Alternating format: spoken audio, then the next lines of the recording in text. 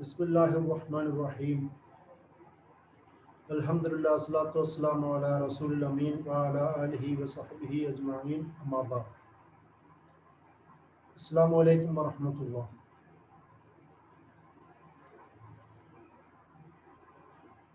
നഖബ എന്നുള്ള വിഷയമാണ് ഇന്ന് നമ്മൾ സംസാരിക്കുന്നത്.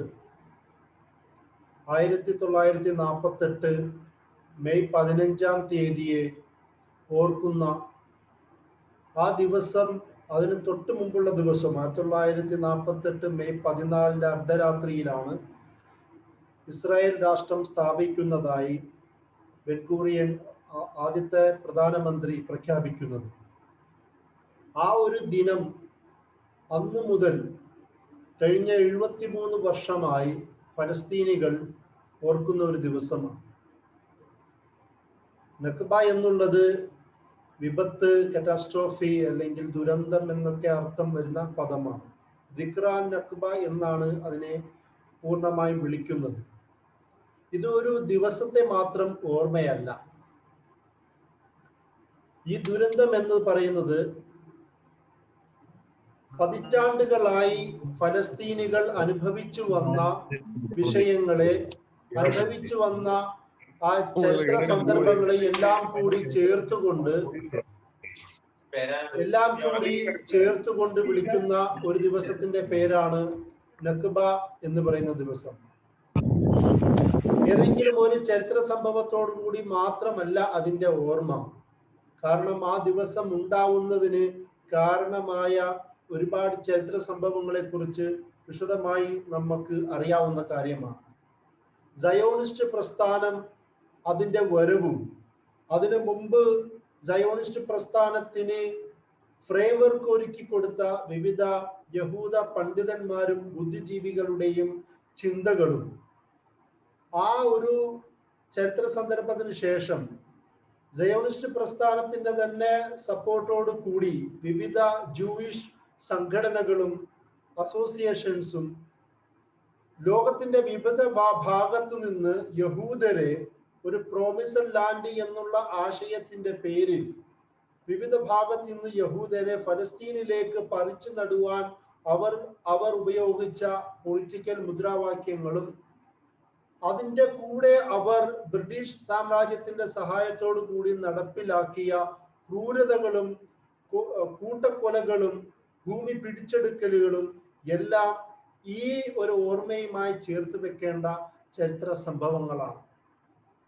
നഖബ എന്ന് പറയുമ്പോൾ 1948 മെയ് 15 നമ്മൾ ആ ഒരു ദിവസത്തെ, അതായത് ഇസ്രായേൽ രാഷ്ട്രം സ്ഥാപിക്കപ്പെടുന്ന ആ ഒരു ചരിത്ര സംഭവത്തെയാണ് ഇത് ഉദ്ദേശിക്കുന്നതെങ്കിൽ പോലും ആ ഒരു ചരിത്ര സംഭവം ഫലസ്തീനികളെ എല്ലാ കാലത്തേക്കുമായി ഓർമ്മപ്പെടുത്താൻ പറ്റുന്ന തരത്തിലുള്ള ഒരു ക്രൂരതയുടെ ദിനമായി അത് ഓർക്കുന്നു എന്നതുകൊണ്ടാണ് 1998 യാസർ അറഫാത്ത് 1998 ആ പശ്ചാത്തലത്തിൽ യാസർ അറഫാത്ത് മെയ് 15 ദിവസത്തെ അതിനെ നഖബ ദിനമായി, ദുരന്തത്തിന്റെ, ഫലസ്തീനികൾ ചരിത്രപരമായി ഏറ്റുവന്ന അവരുടെ ഭൂമിയിൽ നിന്ന് ഇസ്രായേൽ ഭൂമി പിടിച്ചെടുക്കുകയും സയോണിസ്റ്റുകൾ ഭൂമി പിടിച്ചെടുക്കുകയും അവരെ ആട്ടിപ്പുറത്താക്കുകയും കൂട്ടക്കൊല നടത്തുകയും അതുപോലെ തന്നെ നിർബന്ധിതമായി ഭൂമി അവരിൽ നിന്ന് വാങ്ങുകയും ചെയ്ത ആ ഒരു സന്ദർഭത്തെ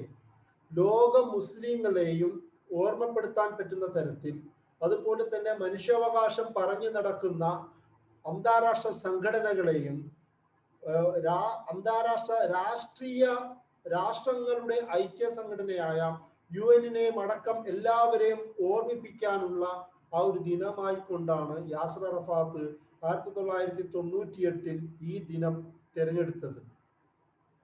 കാരണം ഇതിനു മുമ്പേ തന്നെ, ഈ ദിനം തിരഞ്ഞെടുക്കുന്നതിന് മുമ്പേ തന്നെയും 1987-88 കാലങ്ങളിൽ ഉണ്ടായ ആദ്യത്തെ ഇന്തിഫാദയിൽ തന്നെ ഈ ദിവസം, ഈ മെയ് 15 ഫലസ്തീനികൾ അനുഭവിക്കുന്ന പീഡന പർവ്വത്തിന്റെ ഒരു ദിനമായി ഓർക്കണമെന്നുള്ള ആവശ്യം നേരത്തെ ഉയർന്നു വന്നിരുന്നു എന്നതുകൊണ്ടാണ്.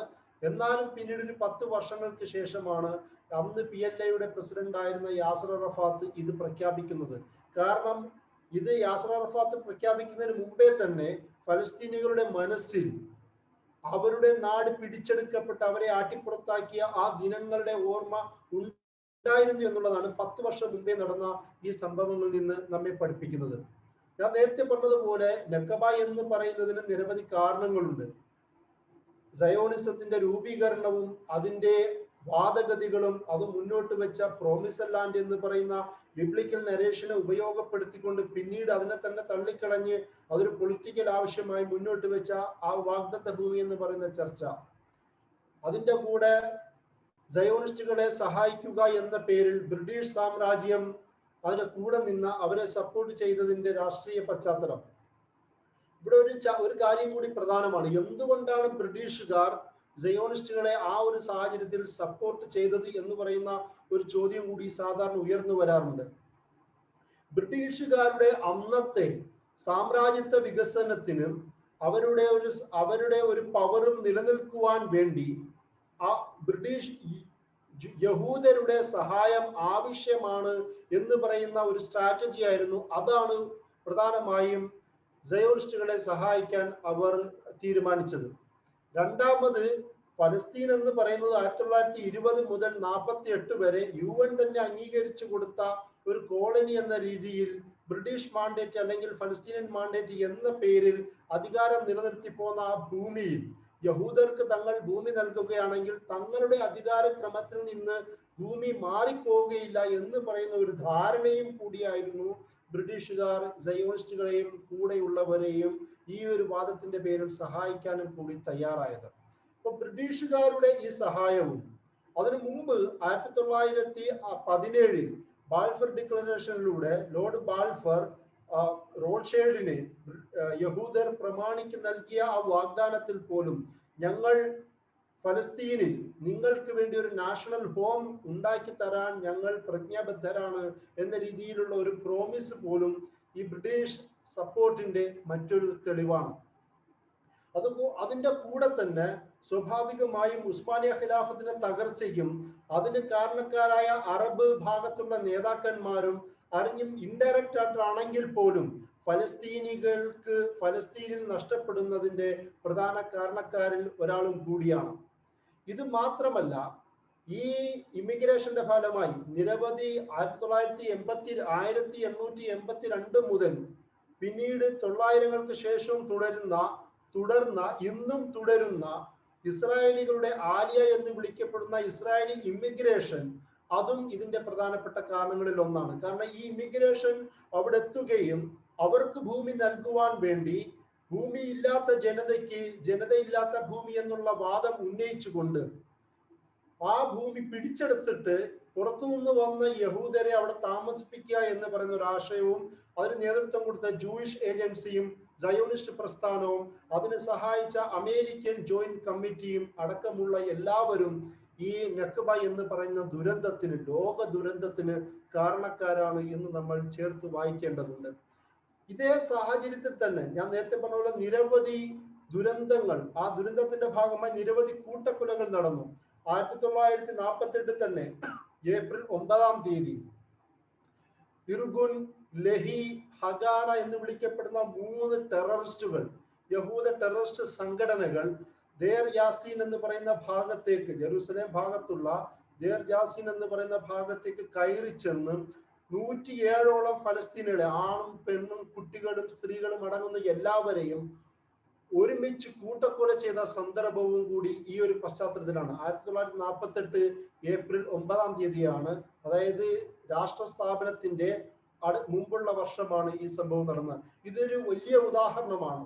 ഇതിനു മുമ്പും ഇതിന് ശേഷവും ചെറുതും വലുതുമായ ഒരുപാട് കൂട്ടക്കൊലകൾ നടത്തിക്കൊണ്ട് തന്നെയാണ് സയോണിസ്റ്റ് രാഷ്ട്രം സ്ഥാപിക്കപ്പെട്ടത് എന്നുള്ളതാണ്. കാരണം ഈ ദേർ യാസിൻ മസാക്കർ എന്ന് പറയുന്നത് 1948 നടന്ന ഈ ഒരു സംഭവം തൊട്ടടുത്ത മാസം ഏപ്രിൽ 14-15 ദിവസങ്ങളിൽ ഇവർ സ്ഥാപിച്ച ഇസ്രായേൽ സ്റ്റേറ്റിന്റെ സ്ഥാപനവും ഈ 2 സംഭവവും ഒരുമിച്ച് മിക്സായി വരികയും ഇത് രണ്ടും അറബികൾക്കിടയിൽ കൂടുതൽ വിഷയമുണ്ടാവുകയും അത് നീണ്ടു നിൽക്കുന്ന യുദ്ധങ്ങളിലേക്ക്, അതായത് ആക്രമണ പ്രത്യാക്രമണങ്ങളിലേക്ക് നയിക്കുകയും ചെയ്തു എന്നുള്ളതാണ് സത്യം. ഇതുപോലെ തന്നെ ഈ ഒരു സംഭവം ഇത് കാരണങ്ങളാണ്. അതായത് നക്കബ എന്ന് പറയുന്ന ദിവസം ആ ഒരു സംഭവം ഓർക്കാനുള്ള കാരണങ്ങളാണ് ഞാൻ ഇത്രയും നേരം പറഞ്ഞത്. പിന്നീട് എന്താണ് സംഭവിച്ചത്? ഫലസ്തീനികൾക്ക് എന്താണ് സംഭവിച്ചത്? 1947 മുതൽ 48 വരെയുള്ള ആ 1.5 വർഷക്കാലത്തിന്റെ വ്യത്യാസത്തിൽ 7,50,000 ഫലസ്തീനികളാണ് 7,50,000 ഫലസ്തീനികളാണ് ഈ ഒരു വർഷത്തിനുള്ളിൽ അവിടുന്ന് നാടുകടത്തപ്പെട്ടത് എന്നുള്ളതാണ് ചരിത്ര സന്ദർഭം. അതായത് ഇസ്രായേൽ സ്ഥാപിക്കുന്ന ആ ഒരു സാഹചര്യത്തിൽ മെയ് ആ ഒരു മാസത്തിൽ തന്നെ 70,000 ആൾക്കാരെങ്കിലും 7 ലക്ഷം ഒരുപാട്, അതായത് ലക്ഷക്കണക്കിന് ഫലസ്തീനികളെ അവിടുന്ന് ആട്ടി ഓടിക്കുന്ന സന്ദർഭവും കൂടി ഈ ഒരു പശ്ചാത്തലത്തിൽ തന്നെയാണ് നമുക്ക് കാണേണ്ടത്. അതായത് ഈ ഒരു സന്ദർഭം ഉണ്ടാവുമ്പോൾ ഫലസ്തീനികൾ വെറുതെ ഇരുന്നില്ല എന്നതും കൂടി ശ്രദ്ധേയമായ ഒരു വസ്തുതയാണ്. അത് പറയാൻ കാരണം ബാക്കിയുള്ള പുറത്തുള്ള അറബ് രാഷ്ട്രങ്ങളുടെ സഹായം മാത്രം കാംക്ഷിച്ചു കൊണ്ടിരിക്കുന്ന ഒരു രാഷ്ട്രമല്ല ഫലസ്തീൻ. അവരും മുമ്പ് തന്നെ ഈ ഇസ്രായേൽ രാഷ്ട്രം സ്ഥാപിക്കപ്പെടുന്നതിന് മുമ്പ് തന്നെ പരമാവധി സ്വയം പ്രതിരോധം നടത്താനുള്ള ശ്രമങ്ങളും നടത്തിയിരുന്നു എന്നുള്ളതാണ് ചരിത്രത്തിൽ നിന്ന് നമുക്ക് പഠിക്കാൻ കഴിയുന്ന വസ്തുതകൾ. അന്നത്തെ ഫലസ്തീനി ലീഡറായിരുന്ന അമീൻ ഹുസൈന്റെ നേതൃത്വത്തിൽ നിരവധി പോരാട്ടങ്ങൾ നടത്താനും രാഷ്ട്രീയ നീക്കങ്ങൾ നടത്താനും അവർ ശ്രമിച്ചു. പക്ഷേ അത് വിജയം കണ്ടില്ല. അതേസമയം തന്നെ ഫലസ്തീനിൽ തന്നെ 1930-35 കാലങ്ങളിൽ ഷെയ്ഖ് ഇസുദ്ദീൻ അൽ ഖസ്സാമിന്റെ നേതൃത്വത്തിൽ സയോണിസ്റ്റുകൾക്കും ബ്രിട്ടീഷ് സാമ്രാജ്യത്തിനുമെതിരെ ശക്തമായ പോരാട്ടം പോലും അഴിച്ചുവിടുവാൻ ഫലസ്തീനുകൾ തയ്യാറായി. അങ്ങനെ ആ മാർഗത്തിൽ 1935 അദ്ദേഹം രക്തസാക്ഷിയാവുകയും ചെയ്യുന്നുണ്ട്. ഇത് ഞാൻ പറഞ്ഞത് ഫലസ്തീനിന്റെ ഉള്ളിൽ തന്നെ വിവിധ രാഷ്ട്രങ്ങളുടെ സഹായം മാത്രം പ്രതീക്ഷിച്ച് കഴിയുന്ന ഒരു സാഹചര്യമായിരുന്നില്ല. ഫലസ്തീനികൾ തന്നെ ഇസ്രായേലികൾക്കും, അതായത് ഇസ്രായേലിൽ തന്നെ സയോണിസ്റ്റ് ശക്തികൾക്കും അവരുടെ തീവ്രവാദ സംഘടനകൾക്കും ഇവരെ സഹായിക്കുന്ന ബ്രിട്ടീഷ് സാമ്രാജ്യത്തിനുമെതിരെ ഫലസ്തീനിൽ നിന്ന് തന്നെ ചെറുത്തുനിൽപ്പ് സംഘങ്ങൾ അന്ന് തന്നെ രൂപപ്പെട്ടിരുന്നു എന്നുള്ളതാണ് ഞാൻ പറഞ്ഞതിന്റെ ചുരുക്കം. ഈ ഒരു സാഹചര്യത്തിൽ ഇന്നും നീണ്ടു നിൽക്കുന്ന ഈ ഒരു നക്കബ എന്ന് പറയുന്ന ഓർമ്മ എന്താണ് പിന്നീട് ഫലസ്തീനികൾക്ക് സമ്മാനിച്ചത്? ലോകത്താകമാനം മിക്ക അറബ് രാഷ്ട്രങ്ങളിലും ഫലസ്തീനികൾ ചിന്നിച്ചിതറിപ്പോകുവാൻ കാരണമായി എന്നുള്ളതാണ്.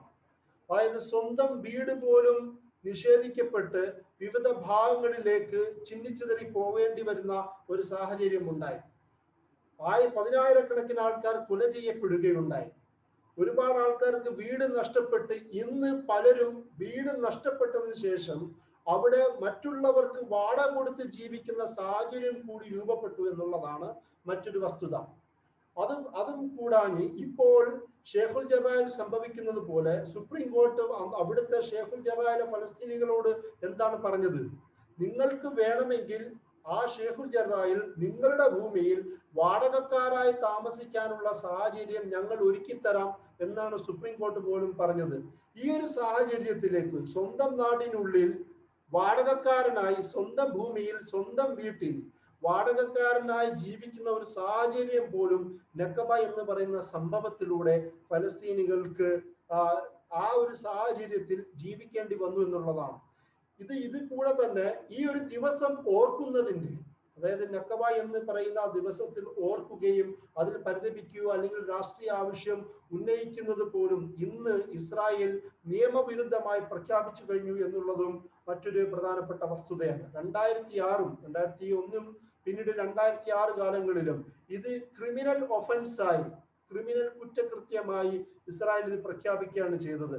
1 വർഷം തടവോ അല്ലെങ്കിൽ $2,500 അടക്കമുള്ള പിഴ അടച്ചുകൊണ്ട് രക്ഷപ്പെടേണ്ടി വരുന്ന ഒരു സാഹചര്യം ആ ഒരു നിയമം പോലും ഇസ്രായേൽ നടപ്പിലാക്കുകയാണ് ചെയ്തത്. അതായത് ഒരു രാഷ്ട്രത്തിനിടയിൽ ഡെമോക്രസി നടക്കുന്നു എന്ന് പറയുന്ന, സാധാരണ ഇസ്രായേലെ കുറിച്ച് ഇസ്രായേൽ തന്നെ പറയുന്ന ഒരു കാര്യമുണ്ട്, വെസ്റ്റ് ഏഷ്യൻ നോർത്ത് ആഫ്രിക്കൻ ഭാഗങ്ങളിൽ ഏറ്റവും വലിയ ഡെമോക്രസിയാണ് ഞങ്ങൾ എന്നാണ് പറയുക. പക്ഷെ ആ ഡെമോക്രാറ്റിക് കൺട്രിയുടെ സാഹചര്യത്തെ കുറിച്ചാണ് ഞാൻ ഈ പറയുന്നത്. സ്വന്തം രാഷ്ട്രത്തിൽ ഫലസ്തീനികൾ നേരിട്ട, അതായത് ഇന്ന് ഇസ്രായേലിൽ തന്നെ ജീവിക്കുന്ന ഫലസ്തീനികൾ, ആ ഫലസ്തീനികൾക്ക് ചരിത്രപരമായി നേരിട്ട ഓർമ്മയെ ഓർക്കുന്നത് പോലും ക്രിമിനൽ കുറ്റമായും 1 വർഷം തടവിൽ കിടക്കേണ്ട ഒരു സാഹചര്യമായും അവർ മാറ്റിയെടുത്തു എന്നുള്ളതാണ്. എന്നത് മാത്രമല്ല, 2011 മാർച്ച് 23 മറ്റൊരു നിയമം കൂടി അവർ പാസാക്കി. ഇതിന്റെ പേരിൽ ഈ മെയ് 15 നഖബ എന്ന് പറയുന്ന ദിവസം ഓർക്കുന്നതിന് അതിന് സഹായിക്കുന്ന സംഘടനകളോ NGOകളോ അവർക്ക് യാതൊരുവിധ ഫണ്ടിങ്ങും നൽകുകയില്ല എന്ന് മാത്രമല്ല, അവർക്ക് കൂടുതൽ സാമ്പത്തികമായ മെഷർമെന്റും പ്രഷറുകളും ഉണ്ടാക്കുക എന്ന രീതിയിൽ പോലും ഇസ്രായേലി പാർലമെന്റ് നിയമം പാസാക്കുന്നതായും നമുക്ക് കാണുവാൻ കഴിയും. ഇങ്ങനെ വിവിധ നിയമങ്ങളിലൂടെ ഫലസ്തീൻ എന്ന് പറയുന്ന ഓർമ്മ, ഫലസ്തീൻ എന്ന ഒരു ദേശത്തെ കുറിച്ചുള്ള ഓർമ്മ, ഫലസ്തീൻ എന്ന് പറയുന്ന ഒരു പൊളിറ്റിക്കൽ എൻറ്റിറ്റിയെ കുറിച്ചുള്ള ഓർമ്മ, ഫലസ്തീൻ എന്ന് പറയുന്ന ഒരു സ്വാതന്ത്ര്യ വാജ്ഞയെ കുറിച്ചുള്ള ഓർമ്മ, ഈ ഓർമ്മകളെയെല്ലാം നിയമം മൂലം നിരോധിക്കുന്ന, ബാൻ ചെയ്യുന്ന ഒരു സാഹചര്യമാണ് ഇസ്രായേൽ ഒരുക്കിയെടുത്തെന്നുള്ളതാണ്. കാരണം ഇത് വെറുതെ പറയുന്നതല്ല.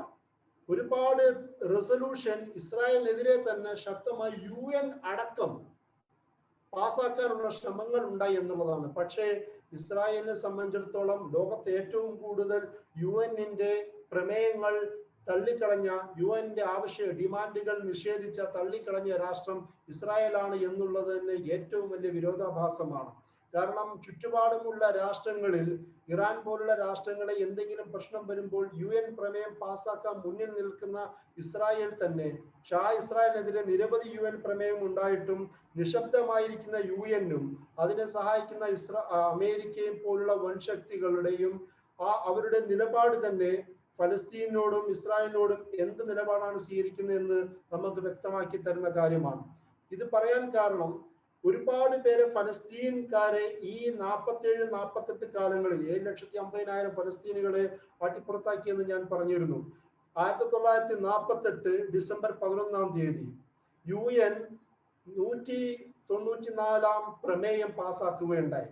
ആ പ്രമേയത്തിൽ ഫലസ്തീനികളിൽ നിന്ന് രക്ഷപ്പെടേണ്ടി വന്ന, ആട്ടിപ്പുറത്താക്കപ്പെട്ട, തള്ളിക്കളയപ്പെട്ട ഈ റെഫ്യൂജികൾക്ക്, ഫലസ്തീനികൾക്ക് തിരിച്ചു വരാനുള്ള ഒരാവശ്യം ഇസ്രായേൽ അംഗീകരിക്കണമെന്ന രീതിയിൽ മുന്നോട്ട് വെച്ചിരുന്നു.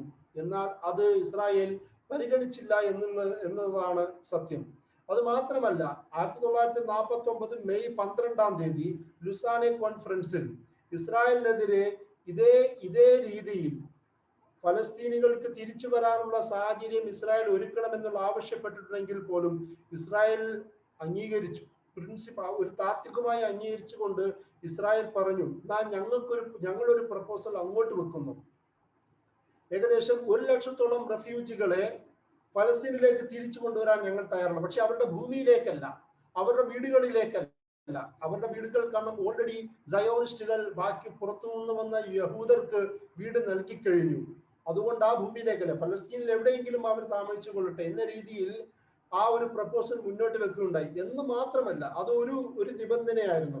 രണ്ടാമത്തെ നിബന്ധന, ഇനി ആ ഒരു കാലത്തിൽ 1948-49 കാലങ്ങളിൽ ഇസ്രായേൽ പിടിച്ചെടുത്ത, അറബ് രാഷ്ട്രങ്ങൾ കൊടുത്ത ചില ഭൂമികൾ ഞങ്ങൾക്ക് വിട്ടു തരികയാണെങ്കിൽ ഞങ്ങൾ പൂർണ്ണമായി ഇത് പാലിച്ചു കൊള്ളാം എന്ന രീതിയിലായിരുന്നു. പക്ഷേ സ്വാഭാവികമായും അന്ന് അറബ് രാഷ്ട്രങ്ങളെല്ലാം ഇസ്രായേലിനോട് യുദ്ധ സാഹചര്യമായി നിലനിൽക്കുന്നത് കൊണ്ട് പിടിച്ചെടുത്ത സ്ഥലങ്ങൾ UN തിരിച്ചു കൊടുത്തപ്പോൾ അതേ സ്ഥലങ്ങൾ തന്നെ ഇസ്രായേലിന് തിരിച്ചു കൊടുക്കുക എന്ന് പറയുന്ന മാനക്കേടും അഭിമാനക്കേടും ആ ഒരു നാണവും അത് തൽക്കാലം അറബ് രാഷ്ട്രങ്ങൾ പരിഗണിക്കുകയുണ്ടായില്ല. ആ മാനക്കേട് ഉണ്ടാവാതിരിക്കുവാൻ വേണ്ടി അറബ് രാഷ്ട്രങ്ങൾ ഇസ്രായേലിന്റെ ഈ നിബന്ധന പാലിക്കുകയുണ്ടായില്ല.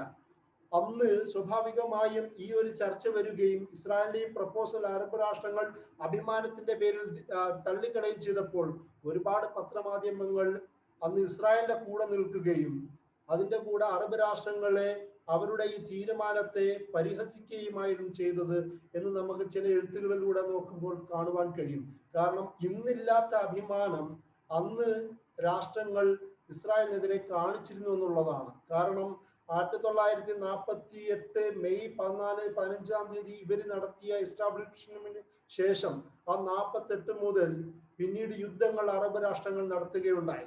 ഏകദേശം 48, 56, 67, 73, 78 കാലങ്ങളിൽ നിരവധി യുദ്ധങ്ങൾ അറബ് രാഷ്ട്രങ്ങൾ ഇസ്രായേലിനോട് നടത്തുവാൻ തയ്യാറായത് കുറച്ചെങ്കിലും അഭിമാനം അവർ മനസ്സിൽ ഉണ്ടായിരുന്നു എന്നതുകൊണ്ടാണ്. ചിലപ്പോൾ ദേശീയതയുടെ പേരിലായിരിക്കാം, ചിലപ്പോൾ ഇസ്രായേൽ ഈ രാഷ്ട്രങ്ങളിൽ അറ്റാക്ക് ചെയ്തത് കൊണ്ടായിരിക്കാം. എന്നാൽ പോലും ഇസ്രായേലിനെതിരെ യുദ്ധം ചെയ്യുവാൻ അറബ് രാഷ്ട്രങ്ങൾ തയ്യാറായത് അന്ന് കുറച്ച് അഭിമാനം ഉള്ളത് കൊണ്ടായിരുന്നു. പക്ഷേ പിന്നീട് അൻവർ സാദാത്ത് ഇസ്രായേലിനെ അംഗീകരിക്കുന്ന സാഹചര്യത്തിലേക്ക് എത്തിയതോടുകൂടി ഏകദേശം 30 വർഷക്കാലം ഇസ്രായേലുമായി യുദ്ധം ചെയ്ത ഈജിപ്റ്റ് തന്നെ ഈ ഇസ്രായേലിന് സറണ്ടർ ചെയ്യുകയായിരുന്നു എന്നുള്ളതാണ് വസ്തുത. അതോടുകൂടി അറബ് രാഷ്ട്രങ്ങൾ മുഴുവൻ നക്കബ എന്ന് പറയുന്ന ദിവസത്തോടുകൂടി ആ ദിവസത്തെ മറക്കുവാനും ഇസ്രായേൽ എന്ന് പറയുന്ന ഒരു യാഥാർത്ഥ്യത്തെ, ഒരു ധാർഷ്ട്യമുള്ള ഒരു രാഷ്ട്രം എന്ന് പറയുന്ന യാഥാർത്ഥ്യത്തെ അംഗീകരിക്കുവാൻ, അതിന് വഴിപ്പെടുവാൻ നിർബന്ധിതരാവുകയും ചെയ്യുന്ന ഒരു സാഹചര്യമായിരുന്നു പിന്നീട് രൂപപ്പെട്ടത് എന്നുള്ളതാണ് സത്യം. കാരണം ഇസ്രായേൽ ഈ പറയുന്ന വാദം മുന്നോട്ട് വെച്ചത്, ഞങ്ങൾ പിടിച്ചെടുത്ത ഭൂമി UN ആവശ്യപ്രകാരം ഞങ്ങൾ തിരിച്ചു തന്നല്ലോ, അത് തരുവാണെങ്കിൽ ഞങ്ങൾ സമ്മതിക്കാം എന്ന് പറയുന്ന ഒരു യുദ്ധതന്ത്രമായിരുന്നു. അത് അവരുടെ ഒരു സ്ട്രാറ്റജി ആയിരുന്നു. കാരണം നിങ്ങൾ വിസമ്മതിക്കുകയാണെങ്കിൽ അതിന്റെ പേരിൽ ഞങ്ങൾക്കും നിങ്ങൾ ഫലസ്തീനികളെ ഭൂമിയിലേക്ക് കൊണ്ടുവരുന്നതിൽ തടയാം എന്ന് പറയുന്ന ഒരു സ്ട്രാറ്റജി ആയിരുന്നു. സ്വാഭാവികമായും അത് തന്നെയാണ് നടന്നത്. അന്ന് മുതൽ ഇന്ന് വരെയും പിന്നീട് നടന്ന പല ചർച്ചകളും, അന്താരാഷ്ട്ര ചർച്ചകളും വിവിധ രാഷ്ട്രങ്ങളുടെ മീഡിയേഷനുകളെയും എല്ലാം ഫലസ്തീനികളുടെ തിരിച്ചുവരവിനെ അത് തള്ളിക്കളയുകയായിരുന്നു ചെയ്തത്. അതുകൊണ്ട് തന്നെയാണ് കഴിഞ്ഞ വർഷവും ഗ്രേറ്റ് മാർച്ച് എന്ന പേരിൽ മാർച്ച് മാസങ്ങളിലും നീണ്ട മാസങ്ങളോളം ഫലസ്തീനികൾ ഈ ഒരു ഭാഗത്ത്, അതായത് മെയ് 15-ാം തീയതി ആവുമ്പോൾ സാധാരണ ഫലസ്തീനികൾ ചെയ്യാറ് വെസ്റ്റ് ബാങ്കിന്റെയും ജെറൂസലേമിന്റെയും അത് ഗസയുടെയും അടക്കമുള്ള ഇസ്രായേലി ചെക്ക് പോയിന്റിലും അവരുടെ ടെറിട്ടറി അതിർത്തികളിലെല്ലാം വന്നുകൊണ്ട് ശക്തമായ പ്രതിഷേധങ്ങൾ നടത്തുക എന്നുള്ളതാണ്. പലപ്പോഴും സംഭവിക്കുക ഈ പ്രതിഷേധങ്ങളെ തോക്ക് കൊണ്ട് പ്രതികരിക്കുകയായിരുന്നു ചെയ്തത്. ഒരുപാട് പേർ കൊല ചെയ്യപ്പെട്ടെന്ന് നമുക്കറിയാവുന്ന ഒരുപാട് നഴ്സന്മാർ, അതായത് ഒരുപാട് നഴ്സുകൾ, ഡോക്ടേഴ്സ്, ഒരുപാട് ഈ സമാധാന പ്രവർത്തകരെയെല്ലാം വധിച്ചത് ഇതേപോലെ നക്ബ ദിനത്തിന്റെ ഓർമ്മകളുള്ള ദിവസങ്ങളായിരുന്നു. ഇപ്പോൾ ഈ ഒരു ഓർമ്മകളും നിരവധി പ്രമേയങ്ങളുടെ നിഷേധവും ഇത്രയും വലിയ ധാർഷ്ട്യമായി നിൽക്കുന്ന ഇസ്രായേൽ പിന്നീട് എന്താണ് ഫലസ്തീനികൾക്ക് വരുത്തിവെച്ചത് എന്നും കൂടി ആലോചിച്ച് നോക്കുക. ഈ നക്ബ ഇന്ന് ഫലസ്തീനുകൾ ഏതവസ്ഥയിലാണ് ജീവിക്കുന്നത്? അതായത് ഫലസ്തീൻ എന്ന് പറയുന്ന വെസ്റ്റ് ബാങ്ക്, ഗസ, ജെറൂസലേം അടക്കമുള്ള ഈ പ്രദേശങ്ങളിൽ വെസ്റ്റ് ബാങ്കിലും ജെറൂസലേമിലും ഇസ്രായേലിന്റെ സൈനിക സാന്നിധ്യമാണുള്ളത്. പേരിൽ ജെറൂസലേം എന്ന് പറയുന്നത് ഇന്റർനാഷണൽ സൊസൈറ്റിയുടെ കീഴിലാണെങ്കിൽ പോലും അതിൽ പ്രാക്ടിക്കലി ഇസ്രായേലിന്റെ സൈനിക സാന്നിധ്യത്തിലാണുള്ളത്. അതുപോലെ തന്നെ വെസ്റ്റ് ബാങ്കിന്റെയും അവസ്ഥ, അവിടെ ഫതഹാണ് ഭരിക്കുന്നത് എന്നത് പേരിലാണെങ്കിൽ പോലും അത് ഇസ്രായേൽ സൈന്യത്തിന്റെ സെക്യൂരിറ്റിയുടെ കീഴിലാണ് വെസ്റ്റ് ബാങ്കും ഉള്ളത്. ഗസ എന്ന് പറയുന്ന ഭാഗം ഹമാസിന്റെ അധികാരത്തിന്റെ കീഴിലായതുകൊണ്ട് മാത്രമാണ് അത് ഇസ്രായേലിലെ സൈനിക സാന്നിധ്യം ഉള്ളിലില്ലാത്തത്. പക്ഷേ ആ ഒരു ഏകദേശം 2.5 മില്യണോളം താമസിക്കുന്ന ഗസയെ പുറത്തേക്ക് വിടാത്ത സാഹചര്യത്തിൽ ഇലക്ട്രിസിറ്റിയും അതുപോലെ തന്നെ അവരുടെ ഫുഡ്സും അടിയന്തര ആവശ്യങ്ങളും മുഴുവനും ശക്തമായ ബ്ലോക്കേഡ് മൂലം സമ്മർദ്ദത്തിലാക്കുകയാണ് ഇന്ന് ഇസ്രായേൽ ചെയ്യുന്നത്. അവിടെ റഫ അതിർത്തി മാത്രമാണ്, ഈജിപ്ഷ്യൻ ഗസ ഭാഗത്തുള്ള റഫ അതിർത്തി മാത്രമാണ് ഗസയെ സംബന്ധിച്ചിടത്തോളം ഒരു സമാധാന പ്രദേശം. പക്ഷെ അത് പലപ്പോഴും സിസിയും അതിനു മുമ്പുള്ള ഹുസ്നി മുബാറക്കും അടക്കമുള്ള വലിയ ഈജിപ്ഷ്യൻ സ്വേച്ഛാധിപതികളെല്ലാം പലപ്പോഴും അടച്ചിടുകയാണ് ചെയ്യുന്നത്. മൂർസിയുടെ കാലത്തിൽ ഏകദേശം 1.5 വർഷം നീണ്ടു നിൽക്കുന്ന മുഹമ്മദ് മൂർസിയുടെ കാലത്തെ ഈജിപ്ഷ്യൻ ഭരണകൂടമാണ് ആ ബ്ലോക്കേഡ് ഉയർത്തുകയും ഫലസ്തീനുകൾക്ക് സ്വതന്ത്രമായ ഒരു യാത്രാ സൗകര്യം, സ്വാതന്ത്ര്യം നൽകുകയും ചെയ്തത്. ഇതല്ലാതെ വെസ്റ്റ് ബാങ്കും ഈസ്റ്റ് ജെറൂസലേമിലും ഫലസ്തീനികൾക്ക് ഒന്ന് തുറസായി ഒന്ന് ഓപ്പണായി യാത്ര ചെയ്യണമെങ്കിൽ നിരവധി ചെക്ക് പോയിന്റുകൾ അവർക്ക് കടന്ന് പോവേണ്ടതുണ്ട്. ഒരുപാട് സമയം, ഒരുപാട് അഭിമാനക്ഷതം ഏൽക്കേണ്ട, ഒരു യാത്രാ സ്വാതന്ത്ര്യം ഇല്ലാത്ത, ഒരു മൂവ്മെന്റിന്റെ സ്വാതന്ത്ര്യം ഇല്ലാത്ത ഒരു സാഹചര്യമാണ് ഇസ്രായേലിൽ നിന്ന് അവർക്ക് ഒരുക്കി കൊടുത്തിരിക്കുന്നത്. എന്നത് മാത്രമല്ല, 2000-ൽ ഇസ്രായേൽ തുടക്കമിട്ട ആ അപ്പാർത്തീഡ് ഭിത്തി, സെപ്പറേഷൻ വാൾ എന്ന് വിളിക്കപ്പെടുന്ന, അപ്പാർത്തീഡ് വാൾ എന്ന് വിളിക്കപ്പെടുന്ന, വെസ്റ്റ് ബാങ്കിന്റെ ചാരത്തോട് ചേർത്ത് വെക്കുന്ന കിലോമീറ്ററോളം നീളമുള്ള ആ ഭിത്തി, അത് ലോകത്തെ വിവിധ രാഷ്ട്രങ്ങളും സംഘടനകളും മനുഷ്യാവകാശ പ്രസ്ഥാനങ്ങളും എല്ലാം അത് അപ്പാർത്തീഡ് ആണെന്നും സെപ്പറേഷൻ ആണെന്ന് പറഞ്ഞിട്ടെങ്കിൽ പോലും ഇസ്രായേൽ അതിന് ചെവി കൊണ്ടില്ല എന്നത് മാത്രമാണ് സത്യം. അത് മാത്രമല്ല, UN അടക്കം 2003 UN അടക്കം അത് ഇന്റർനാഷണൽ ലോയുടെ നിയമലംഘനമാണ് എന്ന രീതിയിൽ പോലും ചർച്ചകൾ നടന്നെങ്കിൽ പോലും ഇസ്രായേലിന് യാതൊരു കുലുക്കവും ഉണ്ടായില്ല എന്നതാണ് സത്യം. ഇതിന്റെ കൂടാതെ തന്നെ ഇവർ പിടിച്ചെടുത്ത പ്രദേശങ്ങളിൽ അനക്സേഷൻ നടത്തുകയും ഇസ്രായേലിനോട് ചേർത്ത് വെക്കുകയും അവിടെ 100-ലധികം ഇസ്രായേൽ കോളനികൾ നിരന്തരം ഉണ്ടാക്കുന്ന ഒരു സാഹചര്യം കൂടി ഇസ്രായേൽ വരുത്തിവെച്ചു എന്നുള്ളതാണ്. അതുപോലെ തന്നെ പിടിച്ചെടുക്കുന്ന പ്രദേശങ്ങളിൽ അവിടെയുള്ള ഫലസ്തീനികളുടെ വീട് തകർക്കുകയും അവരുടെ കൃഷിയിടങ്ങളും, പ്രത്യേകിച്ച് ഒലീവ് പോലുള്ള അവരുടെ പ്രധാനപ്പെട്ട കൃഷിയിടങ്ങൾ പോലും നശിപ്പിക്കുകയും അത് നശിപ്പിച്ച് അവിടെയുള്ള ഫലസ്തീനികളെ വലിച്ചു പുറത്തെറിഞ്ഞ് അവിടെ ഈ യഹൂദർക്ക്, പുറത്തുനിന്ന് വരുന്ന ഇന്നും വന്നുകൊണ്ടിരിക്കുന്ന യഹൂദർക്ക് കോളനികൾ നിർമ്മിക്കുന്ന സാഹചര്യം കൂടിയാണ്. എന്നത് മാത്രമല്ല, ലോക രാഷ്ട്രീയ ചരിത്രത്തിൽ അല്ലെങ്കിൽ ടെർമിനോളജികളുടെ പൊളിറ്റിക്സിൽ സെറ്റിൽമെന്റ് എന്ന് പറയുന്ന ഒരു പദം പോലും വളരെ സുന്ദരമായി എഴുതി ചേർക്കുവാൻ അവർക്ക് കഴിയുന്നുള്ളതാണ്. യഥാർത്ഥത്തിൽ സെറ്റിൽമെന്റ് എന്നത് ഒരു ഒക്കുപേഷൻ ആണ്. ഞാൻ നേരത്തെ പറഞ്ഞതുപോലെ ഒരു ജനതയുടെ ഭാഗത്തേക്ക് ചെന്ന് ഇത് നിങ്ങളുടെ ഭൂമിയല്ലാന്നും ഞങ്ങളുടെ ഭൂമിയാണെന്ന് വരുത്തി തീർക്കുകയും അവരെ പുറത്താക്കുകയും അവിടെ പുറത്തുള്ളവരെ വീട് കൊണ്ട് താമസിപ്പിക്കുകയും ചെയ്യുന്ന, എന്നിട്ട് അതിന് സെറ്റിൽമെന്റ് എന്ന് പറയുന്ന പദവും കൊടുക്കുക. അതായത് ഒക്കുപേഷനെ സെറ്റിൽമെന്റ് എന്ന് പറയുന്ന ഒരു സുന്ദരമായ പദപ്രയോഗം ഉപയോഗിച്ചുകൊണ്ട് ചരിത്രത്തിന്റെ ഒരു തിരുത്തിയെഴുത്തലും കൂടിയാണ് അവർ നടത്തുന്നത് എന്നുള്ളതാണ് പ്രധാനപ്പെട്ട മറ്റൊരു വസ്തുത. ഇതേപോലെ തന്നെ ഗാസയെ, ഞാൻ നേരത്തെ പറഞ്ഞതുപോലെ ഗാസ എന്ന് പറയുന്ന ആ ഭാഗത്ത് ലോകത്തെ ഏറ്റവും വലിയ 2.5 മില്യൺ ജീവിക്കുന്ന ഒരു ഓപ്പൺ ജയിലാക്കി മാറ്റുന്നതിലും ഇസ്രായേലിന്റെ പങ്കാണ് അതിലുള്ളത് എന്നുള്ളതാണ് മറ്റൊരു വസ്തുത. ഏകദേശം ഈ ഇസ്രായേലിനുള്ളിൽ ഒരു 1.8 മില്യണോളം ഫലസ്തീനികളാണ് താമസിക്കുന്നത്. പക്ഷേ ഇന്ന് നമ്മൾ ഇസ്രായേലിന്റെ നിയമങ്ങൾ നോക്കുകയാണെങ്കിൽ ഏകദേശം 50-ലധികം നിയമങ്ങളാണ് ഫലസ്തീനികളോട് വിവേചനപൂർവ്വം പാസാക്കിയ നിയമങ്ങൾ ഇസ്രായേലി ഗവൺമെന്റിൽ നമുക്ക് കാണാൻ കഴിയുന്നത്.